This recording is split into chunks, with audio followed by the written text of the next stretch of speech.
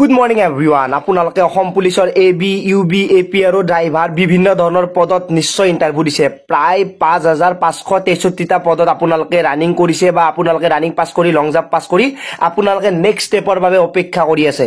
আজিৰ এই ভিডিওটোত কেইটামান পোষ্টৰ বিষয়ে আপোনালোকক আলোচনা কৰিম য'ত নেকি আপোনালোকৰ কাট অফটো একেবাৰে কম যাব আৰু তেওঁলোকৰ এতিয়া কি হ'ব গৈ আছে, কেনেকুৱাকৈ কি হ'ব, কিমান নম্বৰ পাব লাগিব, সম্পূৰ্ণ ডিটেইলছ এই ভিডিওটোত জনাই দিম। ভিডিওটো সম্পূৰ্ণ কৰি চাব।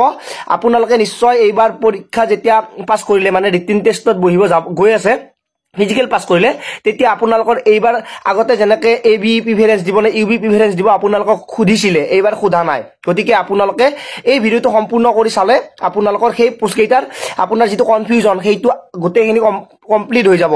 তাৰে আগতে এটা কথা কৈ দিওঁ, টেক্সট বুকৰ ফালৰ পৰা আপোনালোকৰ বাবে এই বছৰটোৰ সকলোতকৈ ডাঙৰ অফাৰ লৈ আহিছে, য'ত নেকি আপোনালোকে মোৰ যদি কুপন কোড বহাই তেতিয়াহ'লে 12% অফ লগে লগে পাব।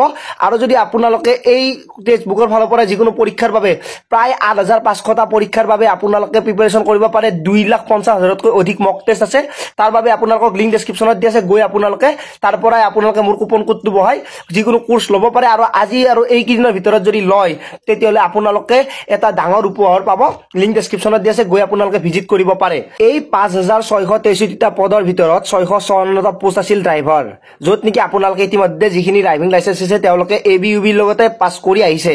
কিন্তু মেইন কথাটো আপোনালোক বহুতে নাজানে যে ইয়াতে কেনেকুৱা কি প্ৰচেছত হ'ব গৈ আছে।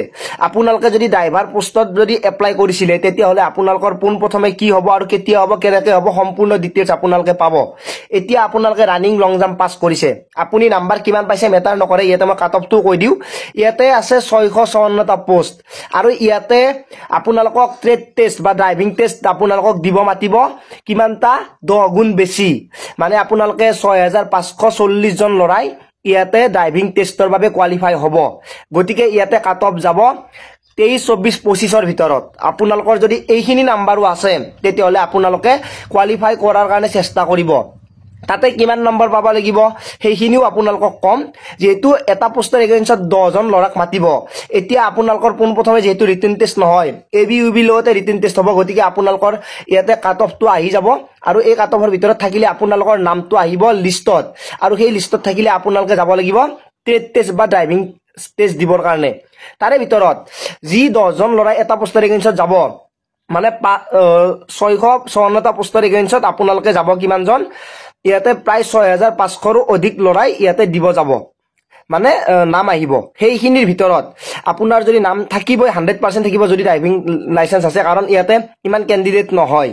আৰু যিখিনি ল'ৰাই পাছ কৰিব, যিখিনি মানে ফিজিকেল টেষ্টটো পাছ কৰি ইয়াতে নাম আহিব, তেওঁলোকে যেতিয়া ড্ৰাইভিং টেষ্ট দিব যাব তাতে 5 নম্বৰ পাব লাগিব, 5 মাৰ্কছ আপোনালোকে পাব লাগিব।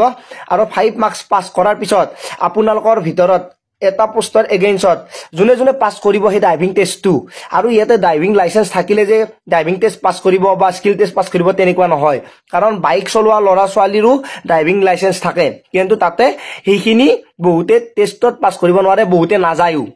গতিকে আপোনালোকে পাছ কৰাৰ চান্স 100% আছে, যদিহে আপোনালোকে ৰানিং পাছ কৰাৰ পিছত গাড়ী চলোৱা শিকিছে বা গাড়ী চলাই আছে বা আপোনালোকৰ এক্সপিৰিয়েঞ্চ আছে, তেতিয়াহ'লে আপোনালোকে পাছ কৰিব। 5 মাৰ্কছ পাব লাগিব 10 মাৰ্কছৰ ভিতৰত, তেতিয়া আপোনালোকে ড্ৰাইভিং টেষ্টটো পাছ কৰি যাব। ড্ৰাইভিং টেষ্ট পাছ কৰাৰ পিছত আপোনালোকে ৰিটেন টেষ্টৰ বাবে কোৱালিফাই হ'ব, এটা পোষ্টৰ এগেইনষ্টত 5 জন। আৰু যোনে যোনে ৰিটেন টেষ্টত কোৱালিফাই হ'ব, মই আপোনালোকক 100% কৈছোঁ, আপোনালোকে চাকৰি কনফাৰ্ম। আপোনালোকে ফিজিকেলত কিমান নাম্বাৰ পাইছে মেটাৰে নকৰে, আপোনালোকে 23, 24, 25 পাইছে যদি আপোনালোকৰ নাম আহিব। গতিকে আপোনালোকে নেক্সট যিটো ষ্টেপ আছে সেইটো ষ্টেপৰ বাবে আপোনালোকে এতিয়াৰ পৰাই আৰম্ভ কৰি দিয়ক আপোনাৰ যিটো মানে আহি থকা টেষ্ট আছে। এতিয়া প্ৰথমতে আপোনালোকক স্কিল টেষ্টৰ বাবে মাতিব, তাতে পাছ কৰাৰ পিছতহে আপোনালোকে ৰিটেন টেষ্টত বহিব পাব। সেইখিনি হ'ল আপোনালোকৰ বাবে এটা আপডেট। আৰু যিখিনি ড্ৰাইভিং লাইচেন্স দিয়াৰ পিছতো ধৰি লৈছোঁ ড্ৰাইভিং লাইচেন্স আছে, তেওঁলোকে ড্ৰাইভাৰৰ পোষ্টত এপ্লাই কৰিছে, ভাল নাম্বাৰো পাইছে, ড্ৰাইভাৰো তাতে লিষ্ট আহিলে তেওঁলোকে নগ'ল, তেওঁলোকে AB UBটো পাব, টেনশ্যন ল'ব নালাগে, কাৰণ আপোনালোকৰ যিহেতু মাৰ্কছ আছে সেইখিনি মাৰ্কছেৰে আপোনালোকে তাতে লিষ্টত নাম আহিব, আপোনালোকে ৰিটেন টেষ্ট দিব পাব। কিন্তু ইয়াতে যদি আপোনালোকে ড্ৰাইভিং লাইচেন্সৰ বাবে টেষ্টটো পাছ কৰি আহে তেতিয়াহ'লে আপোনালোকৰ 100% চান্স থাকিব, আপোনালোকে ৰিটেন টেষ্টত বহিলেই হ'ল। সেইটো কথা আপোনালোকক আগতীয়াকৈ ক'লো ভিডিঅ'টো সকলোকে শ্বেয়াৰ কৰি দিব নাপাহৰিব লিংক ডেছক্ৰিপশ্যনত দি আছে গৈ আপোনালোকে টেক্সটবুকটোৰ ফালৰ পৰা আজিৰ এই প্ৰগ্ৰেমটোত আপোনালোকে জইন হৈ ধুনীয়া অফাৰ এটা পাব পাৰে বা গিফ্ট এটা ল'ব পাৰে আপোনালোকে যি কোৰ্চ লাগে তাৰ পৰা ল'ব পাৰে লিংক ডেছক্ৰিপশ্যনত দি আছে ভিডিঅ'টো সকলোকে শ্বেয়াৰ কৰি দিব নাপাহৰিব আজিলৈ মানে পুনৰ লগ পোৱাৰ আশাৰে মই জিতুমণি জয় আই অসম